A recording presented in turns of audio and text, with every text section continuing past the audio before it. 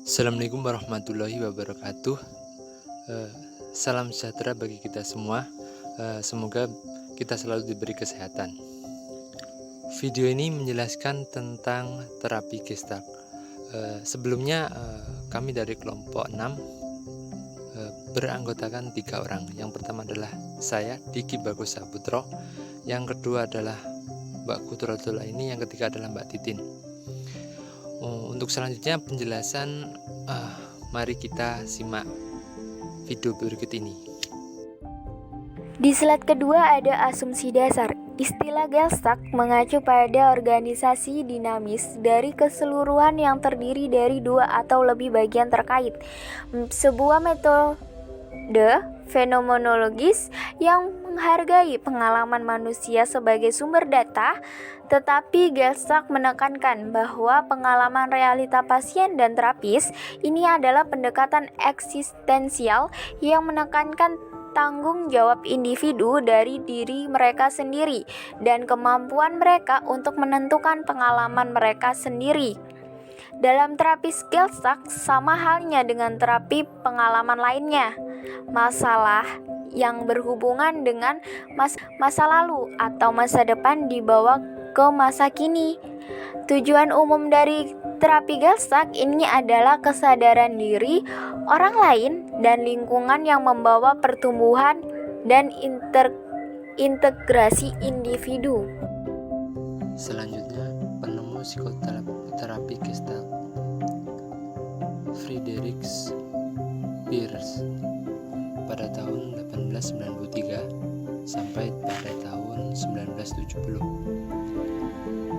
Ia seorang penemu psikoterapi Gestalt. Ia mulai mengembangkan dan mempopulerkan terapi Gestalt pada tahun 1950-an. Perls dilatih sebagai psikoanalisis di Institut Psikoanalisis Wina dan Berlin. Analisis pelatihannya adalah Wilhelm Reich yang menjadi sangat berpengaruh dalam pengembangan ide Perls tentang terapi Gestalt. Reich juga dipengaruhi oleh analisis Helene Deutsch, Otto van Nissel, dan Karen Horney. Selama waktu ini, dia juga bertemu dengan Adler, Jung dan Freud pada tahun 1934. Karena kebangkitan Nazisme, Perls meninggalkan Jerman menuju Afrika Selatan. Ia mendirikan Institut Psikoanalisis di Afrika Selatan pada tahun 1935.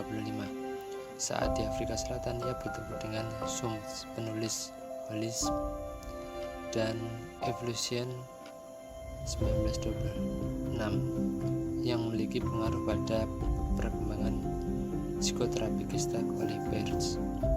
Selanjutnya, terapi Gestalt menurut para tokoh. Yang pertama adalah Perls memandang terapi Gestalt sebagai salah satu dari 3 terapi eksistensial bersama dengan dissonance analysis, Binswanger, dan logoterapi Franke. Karena eksistensialisme berakar pada fenomenologi. Eksistensialisme memusatkan perhatian pada pengalaman langsung dari keberadaan, kegembiraan, dan penderitaan, dan hubungan dengan orang lain. Yang kedua adalah Searles pada tahun 1986. Ia menyatakan terapi Gestalt melihat kekerabatan yang erat antara 2 sistem Gestalt. Psikolog Gestalt menyangkal adanya kesamaan yang berarti.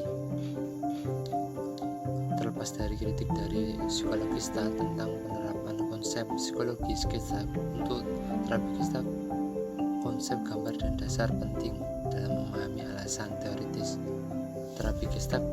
Ketika angka-angka tidak lengkap atau tidak jelas, mereka dipaksa menjadi latar belakang yang mungkin mengganggu individu.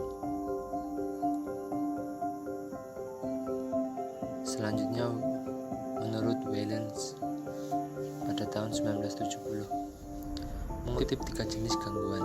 dalam mengembangkan gestak lengkap atau figur yang jelas di atas tanah. Yang ke-1 menurutnya adalah individu mungkin memiliki kontak persepsi yang buruk dengan orang lain dan dengan diri mereka sendiri. Yang kedua, sikap lengkap digagalkan ketika ekspresi kebutuhan diblokir. Yang ketiga, mereka menekankan perasaan atau persepsi dapat mencegah pembentukan gestak yang lengkap. Kelebihan dan kekurangan terapi Gestalt. Kelebihannya, menangani masa lalu dengan membawa aspek masa lalu yang relevan ke saat sekarang. Yang kedua, memberikan perhatian terhadap pesan nonverbal dan pesan tubuh. Yang ketiga, menolak adanya ketidakberdayaan sebagai alasan untuk tidak berubah. Yang keempat, meletakkan penekanan pada klien untuk menemukan makna dan penafsiran diri sendiri. Yang kelima, mengarahkan hubungan dan menggunakan perasaan langsung, menghindari intelektual abstrak tentang masalah klien. Kelemahannya, terapi Gestalt tidak berdasarkan teori kukuh. Terapi Gestalt cenderung anti-intelektual dan kurang memperhatikan aspek kognitifnya. Cenderung menekankan tanggung jawab diri sendiri dan mengabaikan tanggung jawab kita pada orang lain. Teknik atau cara terapi Gestalt untuk membantu individu menjadi lebih sepenuhnya menyadari diri mereka sendiri dan lingkungannya. Yang pertama adalah individu mengembangkan kesadaran yang lebih penuh tentang tubuh, perasaan, dan lingkungan mereka sendiri. Yang kedua, individu memiliki pengalaman mereka sendiri daripada memproyeksikan ke hal-hal lain. Cara yang ketiga yaitu individu belajar untuk menyadari kebutuhan dan keterampilan mereka sendiri untuk memuaskan sendiri tanpa melanggar hak orang lain. Yang keempat, kontak penuh dengan sensasi seperti berbau, mencipi, menyentuh, mendengar, dan melihat memungkinkan individu untuk menikmati semua aspek dari diri mereka sendiri. Kelima, alih-alih merengek, menyalahkan atau membuat rasa bersalah, individu mengalami kekuatan dan kemampuan untuk mendukung diri mereka sendiri. Dalam hal ini dibantu oleh konselor dalam menyadari diri mereka sendiri. Yang keenam, individu menjadi sensitif terhadap lingkungan mereka, namun mampu melindungi sendiri dari lingkungan yang mungkin berbahaya atau yang tidak disukainya. Jadi individu mampu mempunyai pikiran atau cara untuk melindungi diri mereka sendiri. Yang selanjutnya adalah tanggung jawab atas tindakan dan konsekuensi adalah sebagian besar dari kesadaran individu dalam memahami dirinya secara penuh. Ada contoh kasus. Ada seseorang ibu yang terlalu keras mendidik anak perempuannya yang berusia 13 tahun sampai-sampai anak itu memiliki trauma, cemas, dan ketakutan, teman-teman.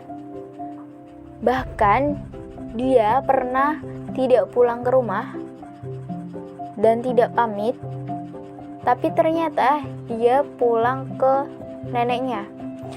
Suaminya merasa cemas, kecewa, kewalahan terhadap sikap istrinya ini yang mendidik anak perempuannya terlalu keras.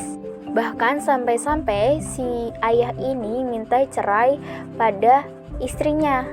Latar belakang buat istri keras seperti itu adalah didikan dari orang tua istri yang terlalu keras dari kecil sampai remaja. Istrinya sebenarnya merasa sakit hati dengan perilaku itu dan sangat dendam, dan didikan keras itu diturunkan pada putrinya. Dalam kasus seperti ini, konselor dapat menerapkan teknik permainan dialog yang dimana ada teknik kursus kosong. Klien disuruh untuk berperan sebagai underdog.